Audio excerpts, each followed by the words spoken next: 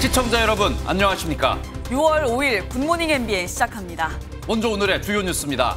20세 이하 월드컵에 출전 중인 우리 축구 대표팀이 나이지리아와 8강전에서 연장까지 가는 혈투 끝에 1대0으로 승리했습니다.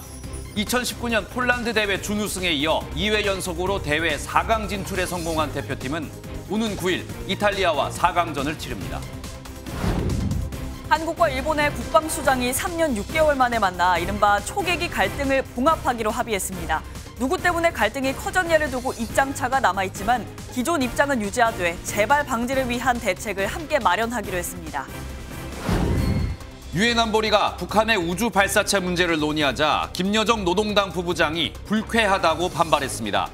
북한 발사체 잔해 인양 작업 중인 우리 군은 미군 측과 공동조사단을 구성해 공동 분석에 나서기로 합의했습니다. 자녀 특혜채용 의혹과 관련해 중앙선거관리위원회가 감찰을 거부하자 국민의힘은 선관위와 민주당이 공생관계라며 공세 수위를 높이고 더불어민주당은 선관위 장악 시도를 멈추라고 맞섰습니다.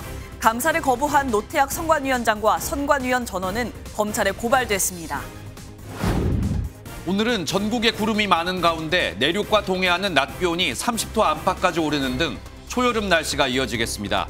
중부지방에서는 곳곳에 소나기가 지나겠고 제주도는 늦은 밤부터 비가 내리는 곳이 있겠습니다. 오늘 뉴스는 조금 전 들어온 기분 좋은 소식으로 시작하겠습니다. 김은중 감독이 이끄는 20세 이하 축구 국가대표팀이 피파 U20 월드컵에서 4강에 진출했습니다. 우리 대표팀은 조금 전 열린 8강전에서 나이지리아를 1대0으로 제압했습니다. 전반전과 후반전을 0대0으로 마무리한 우리 대표팀은 연장전 전반 5분 코너킥 상황에서 이승원이 올린 공을 최석현이 골로 연결시키며 승리했습니다. 우리나라는 지난 2019년 폴란드 대회 준우승에 이어 2회 연속 4강 진출에 성공하는 쾌거를 이뤘습니다. 대표팀은 오는 9일 오전 6시 4강에서 이탈리아와 맞붙습니다. 한편 어제 열린 아시아 안보회의 샹그릴라 대화에선 한일 국방장관이 3년 반 만에 회담을 가졌습니다. 지난 정부 때 있었던 초계기 사건이 논의됐는데 그동안 이 초계기 사건 때문에 국방 교류가 끊겼었는데 일단 이 문제는 덮고 가기로 합의했습니다. 싱가포르에서 권용범 기자입니다. 지난 2019년 11월 이후 3년 6개월 만에 다시 만난 한일 국방장관. 5년 전 초계기 갈등에 대해 각자 입장을 존중하고 시시비비를 가리지 않기로 했습니다. 재발 방지 대책을 마련하는 데 중점을 두고 실무 협의부터 시작해서 해결해 나가기로 했습니다. 초계기 갈등은 지난 2018년 동해에서 북한 어선을 수색 중이던 우리 해군 광개토 대왕함이 일본 초계기의 사격 통제 레이더를 조사했다고 일본 측이 주장하면서 불거졌습니다. 당시 레이더 조사는 없었고 일본 초계기가 함정 근처에서 저공 위협 비행을 했다는 게 우리 측 반박입니다. 양측 입장이 평행선을 달리면서 국방 교류가 중단됐는데 앞으로 관계 진전에 무게를 두고 갈등을 봉합하겠다는 겁니다. 국방부 관계자는 일본 초계기 대응 지침을 철회할 것이란 일본 언론의 보도에 대해선 사실이 아니라고 거듭 강조했습니다. 이종섭 국방부 장관은 이틀간 미국과 일본, 중국 등 주요국 국방 수장들을 만났습니다. 북한 위성 발사에 대한 규탄과 적극적 대응을 촉구하며 일정을 마무리했습니다. 싱가포르에서 MBN 뉴스 권용범입니다. 국제사회의 이런 움직임 속에도 김여정 북한 노동당 부부장은 위협에 나섰습니다. 유엔 안보리가 북한 우주 발사체 발사를 논의하자 주권 유린이라며 불쾌감을 드러냈는데요. 다음 발사 때는 미리 통보도 안 할 테니 알아서 대책을 세우라고 말했습니다. 이 내용은 김경기 기자입니다. 북한은 조선중앙통신을 통해 김여정 북한 노동당 부부장 명의로 담화문을 발표했습니다. 유엔 안전보장이사회가 북한 군사 정찰위성 발사를 단독 안건으로 올려 공개 회의를 개최한 지 하루 만입니다. 김여정 부부장은 안보리가 미국이 하자는 대로 걸핏하면 북한의 주권적 권리 행사를 문제시하고 있다고 불만을 표시했습니다. 그러면서 유엔 안보리에 상정시킨 것 자체가 주권 유린이고 침해라며 위성 발사를 위한 조치를 지속하겠다고 강조했습니다. 국제해사기구 IMO가 북한의 미사일 발사를 규탄하는 결의문을 채택한 데에 대해서도 불쾌감을 드러냈습니다. 우리의 사전 통보가 더는 필요 없다는 공식 입장 표명으로 간주할 것이라며 앞으로는 알아서 대책을 세우라고 위협했습니다. 다음 위성 발사 때는 미리 IMO에 알리지 않겠다는 뜻을 밝힌 겁니다. 다만 추가 발사의 정당성 확보 차원에서 일본에는 통보할 수 있습니다. 위반 계림을 채택함을 해가지고 앞으로 회사기구에서는 통보하지 않겠다. 그러나 아마 일본에게는 통보할 가능성은 없다. 북한은 정찰위성 발사 당일 실패를 인정하고 원인까지 공개하면서 가급적 이른 시일 안에 2차 발사를 하겠다고 예고한 바 있습니다. MBN 뉴스 김경입니다. 한편 서해 바다에 추락한 북한 우주 발사체를 인양하는 작업은 좀처럼 속도를 내지 못하고 있습니다. 바다의 유속이 빠르고 시야가 좋지 않아 이틀째 작업이 중단됐는데 오늘 다시 한번 인양을 시도합니다. 이 소식은 유호정 기자입니다. 군은 그제에 이어 어제도 북한 우주발사체 천리마 1형 잔해 인양을 위한 수정 작업에 나섰지만 인양하지 못하고 작업을 종료했습니다.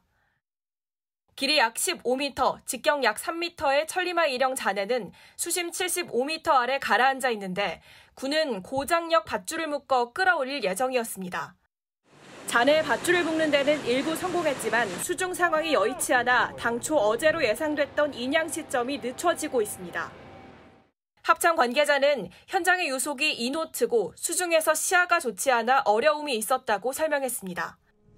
물살이 잔잔해지는 정조 시간에만 작업이 가능하다는 점도 인양 시점을 늦추는 요인입니다. 군은 오늘 현장 상황을 고려해 인양 작업을 재개할 예정입니다.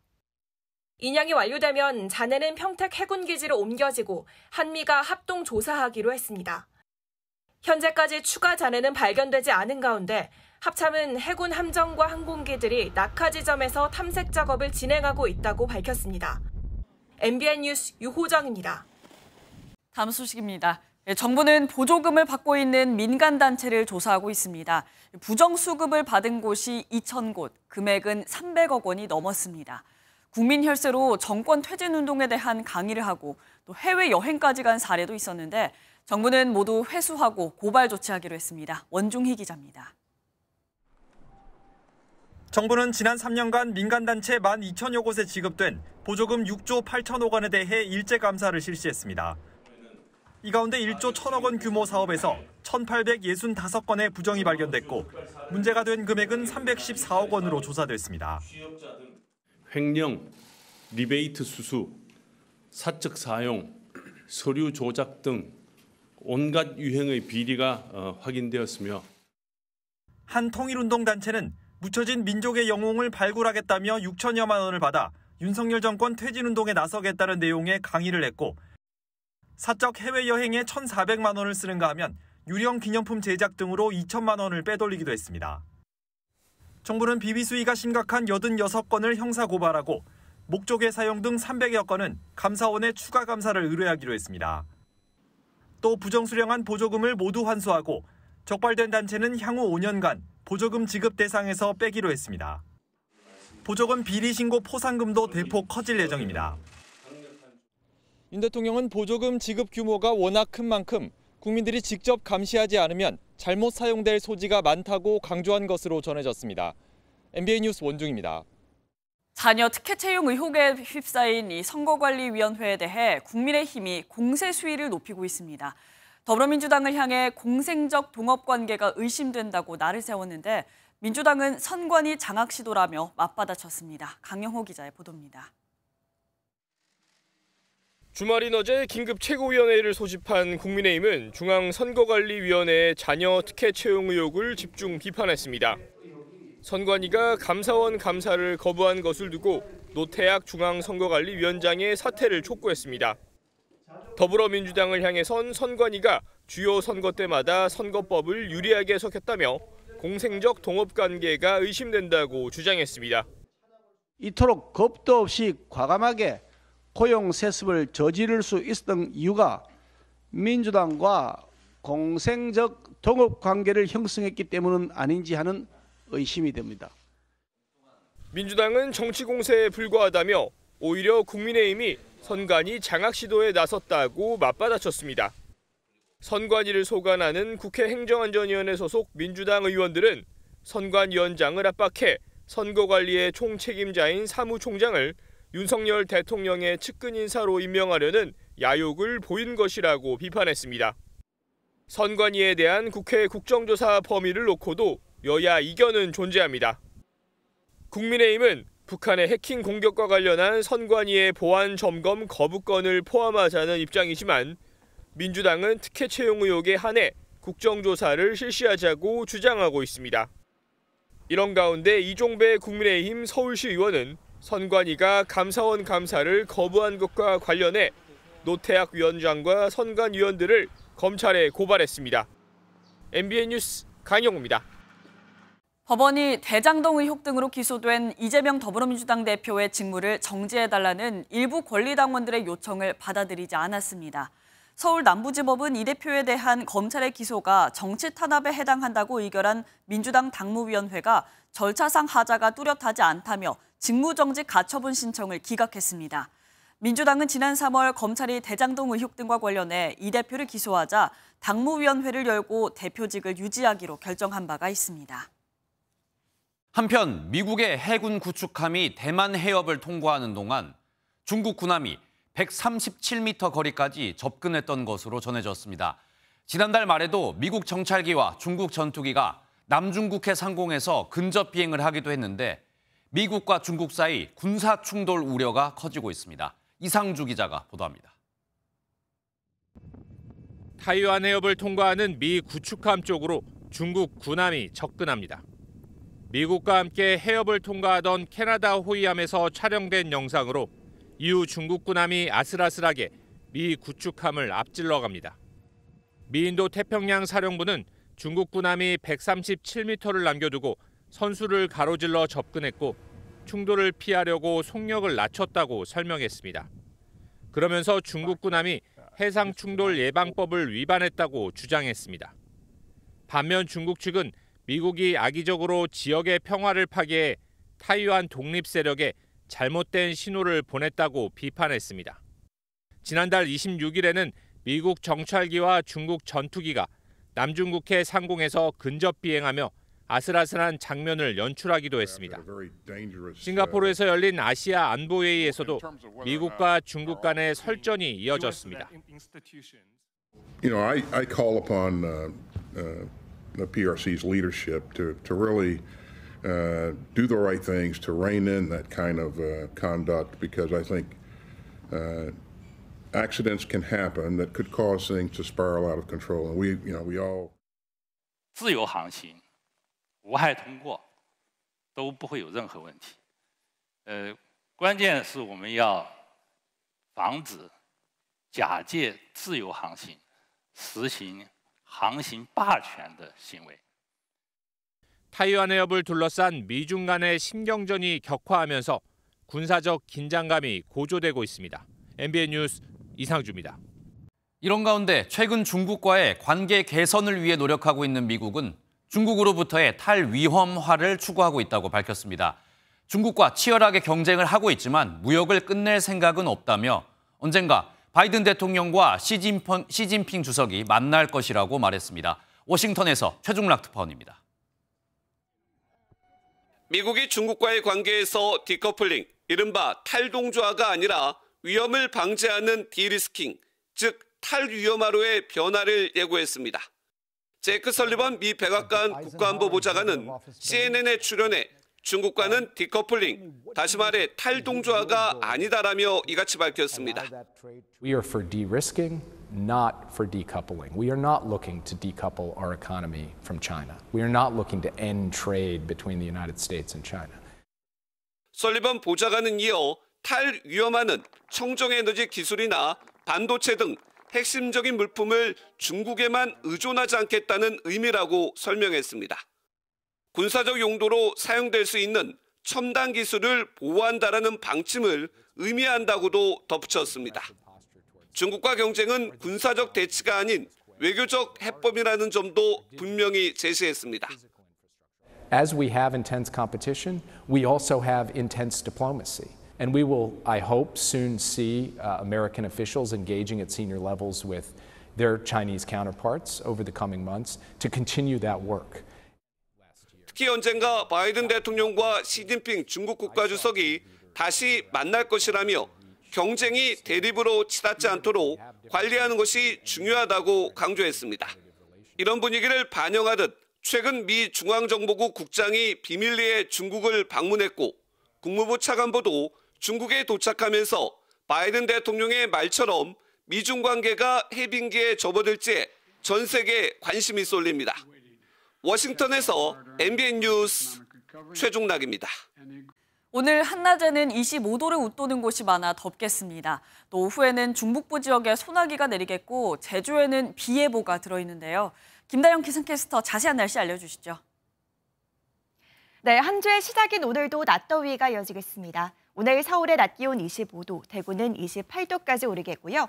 현충일이자 절기 망종인 화요일이 지나면 날은 부쩍 더 더워지겠습니다. 낮 기온이 크게 오르면서 대기 불안정으로 인해 소나기 구름이 자주 발달하고 있습니다. 오늘 오후부터 저녁 사이 중북부 지역에는 요란한 소나기가 쏟아지겠고요. 이들 지역은 내일도 한때 소나기가 지나겠습니다. 또 제주는 흐린 가운데 오늘 오후부터 내일 낮 사이 20에서 60mm의 꽤 많은 양의 비가 내리겠습니다. 오늘 그 밖의 내륙은 가끔 구름만 지나면서 낮 동안 자외선 지수가 높게 치솟겠고요. 덩달아 대부분 지역의 오존 농도도 나쁨 수준까지 오를 것으로 보여 유의하셔야겠습니다. 이 시각 현재 기온 보겠습니다. 서울 17.7도, 대구는 18.2도 나타내고 있고요. 낮 기온은 춘천 27도, 강릉 31도, 안동은 28도까지 오르겠습니다. 날씨였습니다. 오늘 하루 중요한 일정을 소개해드리는 굿모닝 오늘입니다. 어떤 일정이 있는지 함께 살펴보겠습니다. 선관위 국정조사 범위를 두고 이견을 보이는 여야가 양당 원내대표 회동을 열고 원내 현안 등을 논의합니다. 양당은 자녀 특혜 채용 의혹 조사에 대해 국정조사를 하자는 데에는 의견을 모았지만 여당은 선관위가 국정원 보안 점검을 거부한 것도 포함하자고 주장하고 있습니다. 오늘부터 국가유공자와 제대군인 등을 위한 정책을 담당하는 국가보훈처가 보훈부로 승격해 출범합니다. 앞으로 장관이 국무회의에 참석해 심의와 의결권을 갖고 직권으로 명령을 내릴 수 있는 헌법상 권한 등을 갖게 됩니다. 더불어민주당이 후쿠시마 원전 오염수 방류를 저지하기 위한 원내대책단 출범식을 엽니다. 또 긴급 토론회를 열고 오염수 해양 방류에 대한 국제법적 쟁점과 또 대응 방안을 모색합니다. 재외동포청이 오늘 공식 출범합니다. 750만 재외동포의 정책과 지원을 맡은 재외동포재단이 청 단위로 승격한 것으로 영사 등 민원 서비스에 또 재외동포 교류 협력과 차세대 동포 교육 등의 업무를 맡게 됩니다. 경기 안성시에서 형과 놀고 있던 2살짜리 아이가 우회전 차량에 치여 숨졌습니다. 운전자는 우회전 중에 아이를 미처 못 봤다고 진술했는데 경찰은 우회전 차량 일시 정지 의무가 적용되는 곳인지 들여다보고 있습니다. 신영빈 기자입니다. 마을을 지나는 도로 바닥에 흰색 스프레이와 흙으로 덮인 교통사고 흔적. 어제 오전 10시 반쯤 경기 안성시 공도읍의 한 이면도로에서 형이 밀어주는 스케이트보드를 타고 놀던 2살 아이가 우회전하는 차량에 치여 숨졌습니다. 아이가 차에 치여가지고 숨을 안 쉰다고. 어저께서부터 놀기를 시작했는데 애기한테 귀엽다 그러면 여기 위험하니까 여기서 놀면 안 돼. 그랬거든요. 내길인데다가 코너 돌 때 솔직히 안 보여. 사고 지점입니다.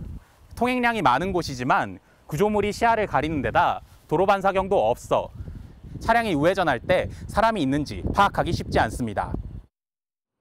숨진 동생과 함께 차에 치인 형도 찰과상을 입어 병원 치료를 받았고 사고를 낸 60대 여성은 아이가 있는지 미처 보지 못했다고 진술한 것으로 알려졌습니다.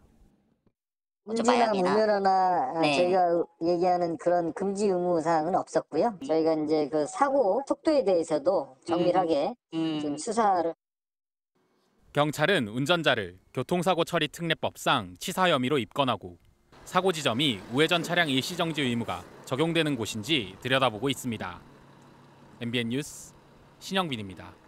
어제 새벽 인천 무의도에서 갯벌 조개잡이에 나갔던 일행 3명이 밀려든 바닷물에 휩쓸려 실종됐습니다.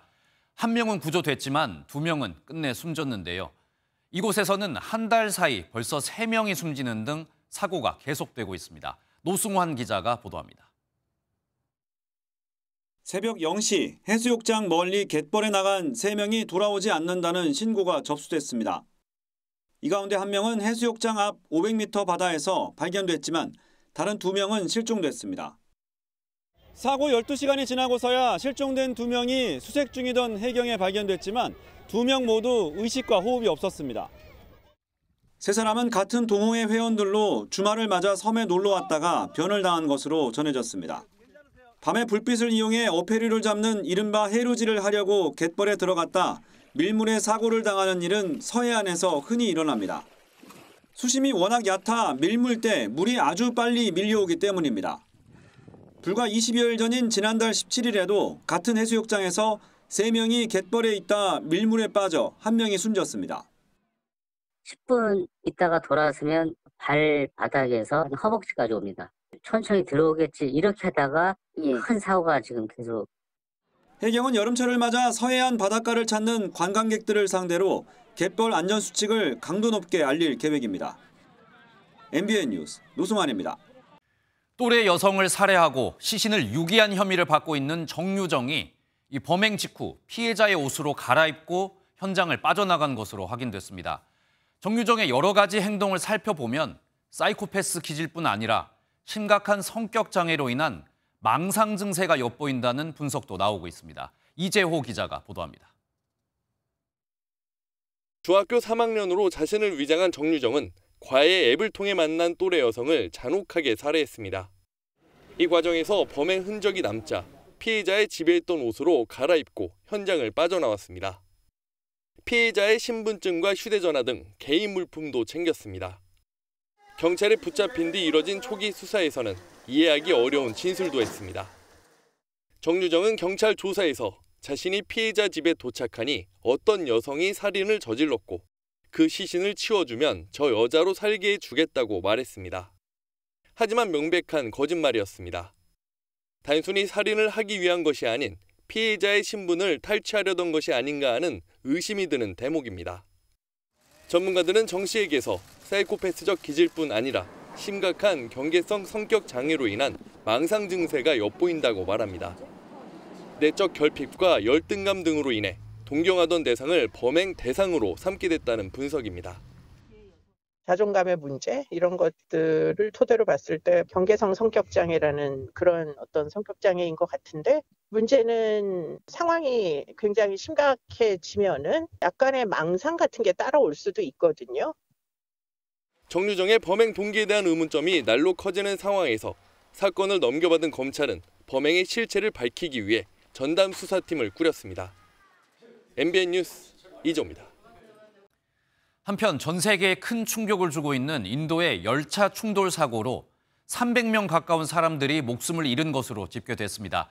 이 최악의 철도 사고는 과거 영국 식민지 시절 만들어져서 100년이 넘게 노후화된 철도망이 문제였다는 분석입니다. 이성식 기자입니다. 뒤집히거나 형체를 알아볼 수 없는 열차들이 뒤엉켜 있습니다. 현지 시간으로 2일 저녁 인도 동부 오디샤주에서 일어난 열차 탈선 충돌 사고로 300명에 가까운 사람들이 숨졌고 1000명 이상이 다친 것으로 집계된 가운데 수색 작업이 종료됐습니다. All the coaches, capsized coaches and wagons have been removed from site. Now the major part left is the restoration of track, जो रेल की पटरी होती है, उसको बिछाना. 외신 보도에 따르면 인도 철도 시스템은 영국 식민지 시절 건설되기 시작해 160여 년이 넘는 기간 동안 운행돼 안전성에 대한 지적이 잇따랐습니다. 현지 당국 보고서에 따르면 2017년부터 2021년까지 5년간 열차 관련 각종 사고 사망자는 10만 명 이상으로 집계됐습니다. 올해 선로 개선과 혼잡 완화, 신규 열차 도입 등에 총 2조 4천억 루피, 약 38조 원의 예산이 투입될 예정이었습니다. 하지만 현대화 사업이 진행되던 도중 안타까운 참사가 발생한 겁니다. ये बहुत बड़ा दर्दनाक और वेदना से विपरे मन को विचलित करने वाला. 세계 각국 정상들은 잇따라 성명을 내고 애도의 뜻을 전했습니다. 윤석열 대통령은 SNS에 한국을 대표해 희생자와 가족에 진심으로 애도의 뜻을 표한다고 밝혔고 시진핑 중국 국가주석 등도 위로전을 보냈습니다. MBN 뉴스 이성식입니다.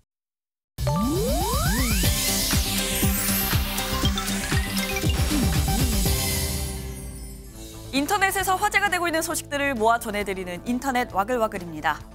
지난달 31일 개봉한 범죄도시 3편이 어제 정오 기준 누적 관객 400만 명을 돌파했습니다. 배급사 측은 개봉 닷새째인 어제 누적 관객 수 400만 명을 넘어섰다고 밝혔는데요. 이는 전작 범죄도시 2편의 기록을 이틀 단축한 거라고 합니다. 소식을 접한 마동석, 이준혁 등 출연 배우들과 이상용 감독은 관객들과 함께 찍은 감사 사진으로 감동을 더했습니다. 지난해 개봉한 범죄도시 2편은 1270여만 명의 관객을 모아 코로나19 대유행 기간 유일한 1000만 한국 영화로 기록되기도 했는데요. 범죄도시 3편이 전작의 기록을 뛰어넘을 수 있을지 극장가의 관심이 높아지고 있습니다. 할리우드 스타 커플이었다가 결별한 브래드 피트와 엔젤리나 졸리, 여러 소송전을 이어가고 있는 가운데 이번에는 포도밭 매각을 둘러싼 분쟁을 벌이고 있습니다. 현지 시간 2일 CNN에 따르면 피트는 공동 소유였던 포도밭 지분을 매각한 졸리를 상대로 손해배상 소송을 이어가고 있는데요. 이 매각이 부당하게 이뤄졌다고 주장하는 문서를 최근 법원에 제출했습니다. 두 사람은 지난 2008년 약 370억 원을 주고 프랑스 남부에 있는 포도밭 샤토 미라바를 공동으로 사들였는데요. 졸리가 2021년 자녀들의 양육권 소송에서 불리한 판결을 받자 의도적으로 손해를 입히려고 포도밭 지분을 매각했다는 게 피트 측의 주장이라고 하네요.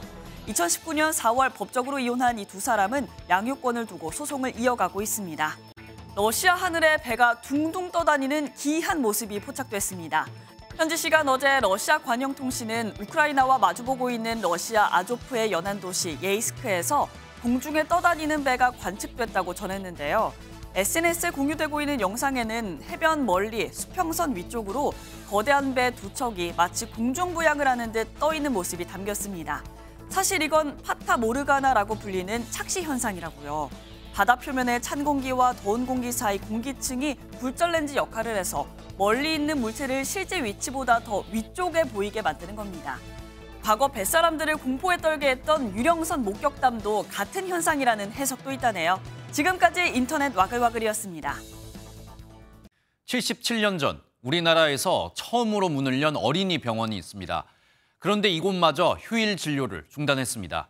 의사 한 명이 일을 그만두면서 의료진 숫자가 부족해졌기 때문인데요.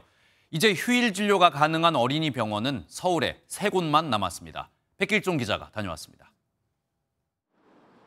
서울역 뒤편 어린이 병원인 소아병원의 문이 굳게 닫혀 있습니다. 주말과 공휴일에도 오후 6시까지 진료를 하던 소아병원은 당분간 토요일 오전 진료만 남기고 일요일은 전면 휴무로 바뀌었습니다. 내부 공사 때문이라고 적혀 있지만 얼마 전 전문의 한 명이 그만둔 이유가 더 큽니다. 최소 1명 정도는 더 구인이 되셔야죠. 그러니까 최소 3명 정도 있으셔야지 이제 번갈아 가면서 뛰시든 그렇게 번갈아 하시는데. 이제 일요일 진료가 가능한 달빛 어린이병원은 서울에 3곳뿐입니다.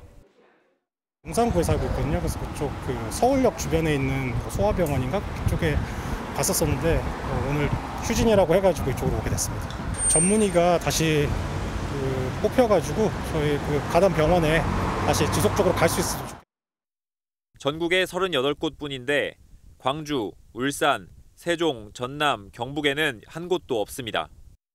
전국 의원 수는 3만 5천여 개로 10년 전보다 24% 늘었지만 저출생 탓에 같은 기간 소아청소년과는 53곳, 산부인과는 78곳 줄었습니다. 정신과 등이 늘어난 것과 확연히 대조됩니다. 지난해 전국 소아과 전공의 정원 208명 중 33명만 지원해 대형 대학병원마저 소아청소년과 의사 부족이 심각한 상황입니다. MBN 뉴스 백길종입니다. 한편 전기료가 오르면서 건설 자재값 인상이 벌써 우려되고 있습니다. 또다시 건설 현장이 멈추지 않을까 하는 걱정도 나오고 있는데 전기를 많이 쓰는 철강 등 다른 제품들의 가격도 심상치 않습니다. 김종민 기자입니다. 한 재개발 공사 현장에 공사가 멈췄습니다. 건설 자재값이 올라 시공사가 공사비 인상을 요구하자 조합이 계약을 해지했기 때문입니다. 한 20년 전만 얘기가 단통돼요. 그래서 조합원들 다 어려워. 그렇게 올리면 못 들어와요. 건설 자재값은 최근 전기료 인상 여파로 오히려 더 오를 전망입니다. 국내 시멘트 매출 1위 쌍용 C&E는 최근 레미콘 업체들에게 다음 달부터 가격을 14%가량 올리겠다고 공문을 보냈습니다. 제조 원가의 20%를 차지하는 전기요금이 크게 오른 걸 이유로 들었습니다. 레미콘 업계는 지난해 이미 2차례나 가격이 오른 시멘트 값을 또다시 인상하는 건 받아들일 수 없다며 반발하고 있습니다. 또 시멘트 값이 오르면 레미콘 가격도 올려야 하는데 건설사와 합의가 쉽지 않다는 겁니다. 저희도 부담이고 건설업체들도 부담인데 건설업체에서 본인들이 직접 시멘트 협상을 하겠다는 의사도 있는 것 같더라고요. 철강 역시 생산하는데 전기가 많이 쓰이는 만큼 건설 현장에서는 철강 가격 상승도 기정사실로 받아들이고 있습니다. 공사비 상승 부담으로 분양 물량이 줄고 결국 주택 공급 부족으로 이어질 거란 전망이 나오고 있습니다. 전기요금 인상이 가구 소비는 물론 주택 시장까지 다양한 나비 효과를 불러오고 있습니다. MBN 뉴스 김종민입니다. 집값이 다시 오르는 걸까요? 잠실에선 3억 원, 반포 입주권은 7억 원이나 높게 거래되는 등 서울 아파트값이 2주 연속 오르며 빠르게 회복되고 있습니다. 하지만 전세 가격이 계약 당시보다 더 떨어진 역전세 위험 가구 비중이 2배 넘게 늘어나는 등 불안 요인도 여전합니다. 배준우 기자입니다. 서울 잠실의 랜드마크 아파트. 지난해 12월 19억 원이었던 전용 84제곱미터가 3억 원 오른 22억 원에 거래됐습니다. 인근 잠실동 아파트들도 3억 원 이상 상승 거래됐고 2달 뒤 입주를 앞둔 반포 아파트 84제곱미터 입주권은 7억 원 올라 최고가인 39억 2천만 원에 팔렸습니다. 강남 3구를 중심으로 가격이 오르면서 서울 아파트 값은 2주 연속 올랐고 상승폭은 더 커졌습니다. 금리가 안정세를 찾고 규제 완화 효과가 맞물리면서 급매물이 소진되고 서울을 중심으로 반등세가 나타나고 있지만 불안 요인도 여전합니다. 무역수지 악화 등 실물 경기 침체가 이어지는 데다 역전세 우려도 커지고 있기 때문입니다. 한국은행은 계약 당시보다 전세값이 떨어진 역전세 위험 가구가 절반이 넘어 지난해보다 2배 증가했다고 밝혔습니다. 매매 시세가 전세 보증금보다 낮은 깡통 전세 위험 가구도 8.3%로 3배 가까이 늘었습니다. 한은은 역전세와 깡통 전세 위험 가구의 절반이 만기가 1년도 안 남았다며 하반기 대란으로 이어질 수 있다고 경고했습니다. 또한 보증금 상환 부담으로 매물이 늘어나 집값이 추가로 하락하면 전세 시장은 더 악화될 수 있다며 우려를 표했습니다. MBN 뉴스 배준우입니다.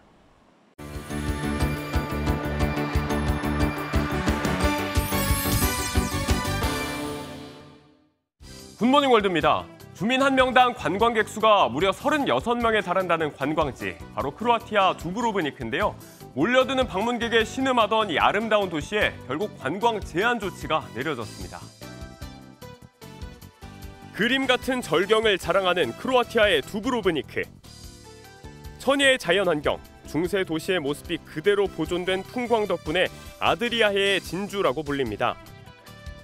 특히 유명 드라마 왕좌의 게임 촬영지로 알려지면서 세계적인 관광지로 급부상했는데요. 하지만 매년 100만 명 이상이 이곳을 찾으며 과잉 관광 문제가 불거졌습니다. 현지인들은 일상생활을 하기 어려워졌고 관광객이 버리고 가는 쓰레기도 골칫거리로 떠올랐는데요. 결국 시 당국이 칼을 빼들었습니다. 주요 관광지에 방문객 수를 제한하고 관광세를 도입하기로 한 건데요. 이 예쁜 도시를 두고두고 오래 보려면 아쉬워도 잘 협조해야겠죠. 오랜 분쟁과 내전, 아프가니스탄을 말할 때면 자연스럽게 떠오르게 되는 이미지는 단연 전쟁이죠. 이 아픔의 이미지 대신 유서 깊은 아프간 전통의 미를 홍보하고 나선 사람들을 소개합니다. 화려한 패턴의 전통 드레스를 입고 고혹적인 자태를 뽐내는 여성. 은색 장신구가 반짝이는 모자도 눈에 들어오는데요. 아프가니스탄의 전통 복장을 현대적으로 재해석한 겁니다. 탈레반을 피해 파키스탄 난민 수용소에 살고 있는 아프간 여성들이 주축이 돼 만든 온라인 패션 브랜드의 작품인데요. 전쟁으로 오랜 세월 굳어진 아프가니스탄의 이미지를 바꾸는 게 이 브랜드의 목적이랍니다. 수천 년 동안 이어진 아프간의 문화가 얼마나 아름다운지 보여주고 싶었다고 하는데요. 그들의 숭고한 바람이 패션을 통해 잘 전해지길 바랍니다. 미국과 태국 등 일부 국가에서 6월은 성소수자 인권의 달 프라이드 먼스로 통하는데요. 6월을 맞아 태국 방콕에서 대대적인 퍼레이드가 열렸습니다. 작년에 이어 올해도 면면이 화려했다네요. 초대형 무지갯빛 깃발이 도로를 가득 메웠습니다. 화려한 의상으로 꾸민 각양각색의 참가자들이 흥겹게 행진하며 시선을 사로잡는데요. 비욘드 젠더라는 슬로건 아래 지난 주말 태국 방콕에서 열린 성소수자 프라이드 퍼레이드 현장입니다. 해당 축제는 성소수자의 권리 보장을 위해 세계 곳곳에서 열리는 행사인데요. 특히 이번 퍼레이드에는 최근 태국 총선에서 승리한 전진당의 피타 대표도 참석했습니다. 총선에서 동성결혼 합법화를 공약으로 내걸었던 피타 대표, 무지갯빛 셔츠를 입고 등장해 이목을 끌기도 했습니다. 굿모닝 월드였습니다. 오펙 플러스의 주요 산유국들이 자발적 감산 기간을 내년 말까지 연장하기로 합의했습니다. 지난달부터 하루 50만 배럴 자발적 감산에 들어간 사우디아라비아는 감산 기간을 내년 12월까지 연장하기로 결정했고, 러시아도 내년 말까지 50만 배럴 자발적 감산을 연장하기로 했습니다. 오펙 플러스는 성명에서 이 결정은 세계 원유 시장의 안정을 위한 것이라고 설명했습니다. 어제는 중국 베이징에서 천안문 사태가 발생한 지 34년이 되는 날이었습니다. 홍콩에서는 해마다 추모 집회가 열렸는데 이번엔 경찰의 삼엄한 감시 속에 집회가 원천 봉쇄됐고 또 집회를 시도하던 사람들은 줄줄이 체포됐습니다. 강세현 기자입니다. 테난먼 시위 34주년을 맞은 홍콩 코즈웨이베이 쇼핑가. 손에 꽃을 든 홍콩의 야당 지도자가 경찰에 연행됩니다. 테난먼 시위 기념일인 6월 4일을 뜻하는 5월 35일이라는 문구가 적힌 책을 든 남성도 경찰에 체포됐습니다. 전날에도 민주활동가와 행위예술가 등이 체포되는 등 홍콩 경찰은 5천 명의 인력을 투입해 삼엄한 경비를 펼쳤습니다.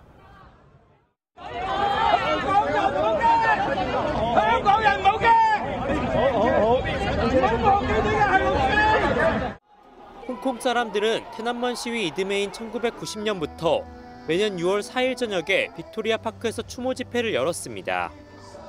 하지만 2020년 6월 30일 홍콩 국가보안법 시행 후 추모 집회는 금지됐습니다. 중화권에서는 유일하게 대만에서 테난먼 시위 추모 행사가 진행돼 수백 명의 시민들이 참석했습니다. 就是也要警惕，就是不要让这个民主自由就这样又被侵害了这样。 독일 등 해외에서도 테난먼 시위 추모 행사가 산발적으로 이어졌습니다. Ever since the national security law came into effect, these visuals have practically been outlawed and increasingly criminalized. 또 테난먼 시위 주역인 왕당 등 일부 인사들은 홍콩에서 폐쇄된 테난먼 기념관을 뉴욕에서 다시 열기도 했습니다. MBN 뉴스 강세현입니다. 중국 서남부 스촨성에서 대규모 산사태가 발생해 19명이 목숨을 잃었습니다. 남미 베네수엘라에서는 폐쇄된 금광이 붕괴하면서 안에 있던 인부 12명이 숨졌습니다. 서영수 기자입니다. 중국 스촨성 러산시의 한 야산. 어제 오전 6시 발생한 대규모 산사태로 산비탈에서 쏟아져 내린 흙더미가 건물을 덮쳤습니다. 구조대원들은 굴착기를 동원해 구조 작업에 나섰지만 생존자는 찾을 수 없었습니다. 현지 당국은 이번 산사태로 모두 19명이 숨진 채 발견됐다고 밝혔습니다. 산사태가 발생한 지역에 위치해 있던 광물업체 소속 직원들이 화를 입은 것으로 전해집니다.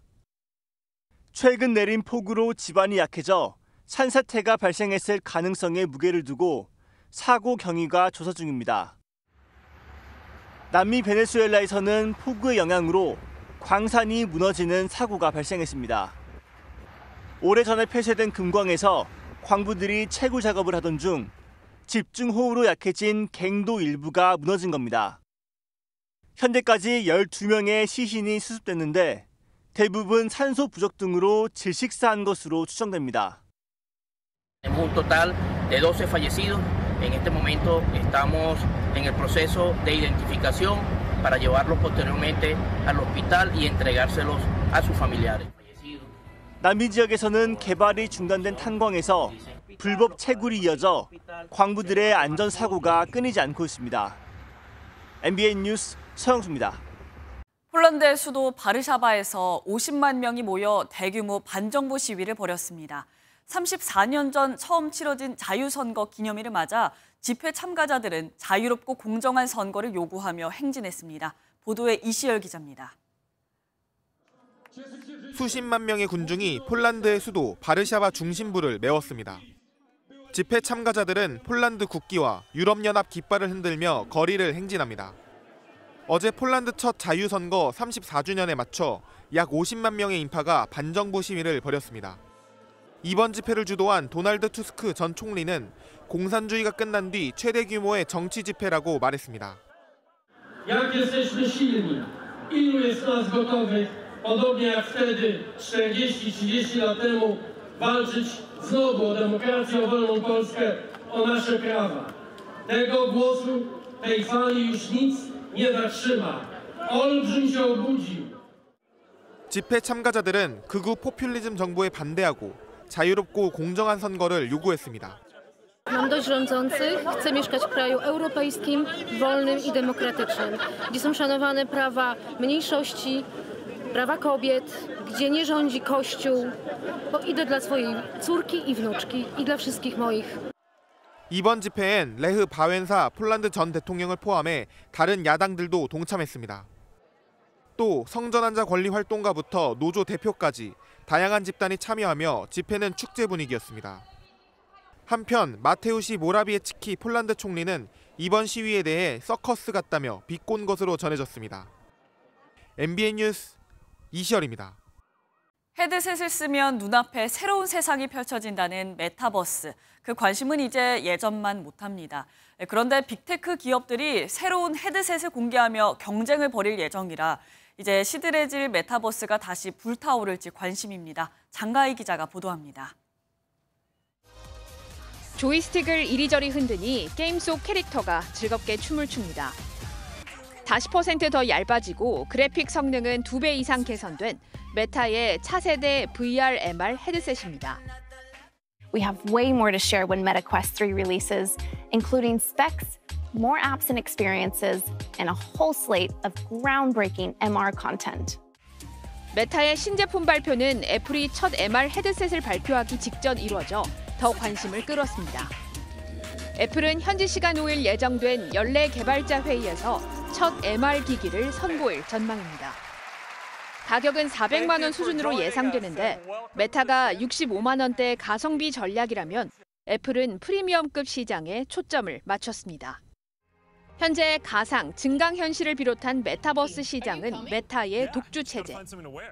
하지만 지난해 전 세계 VR, AR 기기 출하량은 1년 전보다 12% 감소했고 메타에서 VR 헤드셋을 담당하는 리얼리티 랩 부문 1분기 영업 손실은 5조 원이 훌쩍 넘습니다. 기술 발전이 더디고 헤드셋을 활용할 만한 분야가 생각보다 적다는 점이 소비자들의 관심이 멀어진 배경입니다. 앞서 구글도 증강현실 안경인 구글 글래스를 내놨지만 지난 3월 10년 만에 철수했습니다. 하지만 메타와 애플 등 빅테크 기업이 신제품을 내놓으면서 메타버스 헤드셋 시장이 새 모멘텀을 마련할 것으로 보입니다. MBN 뉴스 장가입니다. 19회째를 맞은 국내 유일의 골프장 무료 자선음악 축제 그린 콘서트가 올해도 성황리에 막을 내렸습니다. 골프장이 콘서트장과 놀이터로 변신했다고 하는데요. 구경호 기자가 다녀왔습니다. 평소 조용하던 골프장이 인파로 북적이며 시끌벅적합니다. 페어웨이는 아이들의 놀이터가 됐고 벙커에서는 씨름 대회가 열립니다. 장난감으로 골프 놀이도 하는 등 온통 아이들 세상. 날씨도 오늘 좋은데 또 이렇게 좋은 잔디에서 아이들이랑 뛰어놀 수 있어서 너무 좋고 행복한 시간 보내고 있습니다. 푸른 잔디 위에서 여유를 즐기시고 어려운 이웃도 도우며 좋은 추억을 만들기를 바라겠습니다. 즐길 거리뿐만 아니라 골프장 인직원과 지역민이 마련한 먹을거리도 가득. 콘서트에는 가수 장민호와 백지영, 그룹 빌리 등 장르별 스타들이 총 출동했습니다. 관객들은 늦은 밤까지 함께 노래 부르고 춤추며 성큼 다가온 여름밤을 즐겼습니다. 올해로 19회를 맞은 무료 자선 공연에는 4만 명 넘게 찾아 누적 관객 50만 명을 돌파하고 기금도 6억 원이 넘게 모였습니다. 콘서트의 각종 이벤트 행사와 바자회 수익금 전액은 불우이웃 돕기 기금으로 쓸 예정이라고 주최 측은 전했습니다. MBN 뉴스 구경입니다. 전남 영암 코리아 인터내셔널 서킷에서 열린 CJ 대한통운 슈퍼레이스 챔피언십 3라운드 슈퍼 6000 클래스에서 이찬준 선수가 우승을 차지해 2라운드 연속 정상에 오르는 기염을 토했습니다. 색다른 피트스톱 레이스로 열린 가운데 경기장에는 17,000여 명의 관중이 찾아 F1 한국 그랑프리 이후 최다 관중이 몰렸습니다. 한 주의 시작인 오늘도 초여름 더위가 이어지겠습니다. 오늘 서울의 낮 기온 25도, 대구는 28도까지 오르겠고요. 현충일이자 절기 망종인 화요일이 지나면 날은 부쩍 더 더워지겠습니다. 낮 기온이 크게 오르면서 대기 불안정으로 인해 소나기 구름이 자주 발달하고 있습니다. 오늘 오후부터 저녁 사이 중북부 지역에는 요란한 소나기가 쏟아지겠고요. 이들 지역은 내일도 한때 소나기가 지나겠습니다. 또 제주는 흐린 가운데 오늘 오후부터 내일 낮 사이 20에서 60mm의 꽤 많은 양의 비가 내리겠습니다. 오늘 그 밖의 내륙은 가끔 구름만 지나면서 낮 동안 자외선 지수가 높게 치솟겠고요. 덩달아 대부분 지역의 오존 농도도 나쁨 수준까지 오를 것으로 보여 유의하셔야겠습니다. 이 시각 현재 기온 보겠습니다. 서울 18.8도, 대구는 20도로 어제 아침과 비슷하게 출발하고 있고요. 낮 기온은 강릉 31도, 안동은 28도까지 오르면서 동쪽 지역은 어제만큼 덥겠지만 서쪽 지역은 서울과 광주 25도로 어제보다 1도에서 3도가량 낮겠습니다.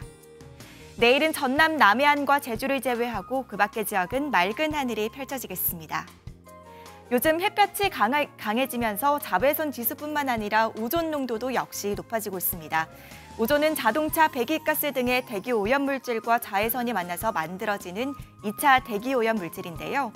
오존은 호흡기뿐만 아니라 폐와 심장에도 악영향을 줄 수 있고요. 기체 상태라 마스크로도 걸러지지 않아서 인체에 더욱 치명적입니다.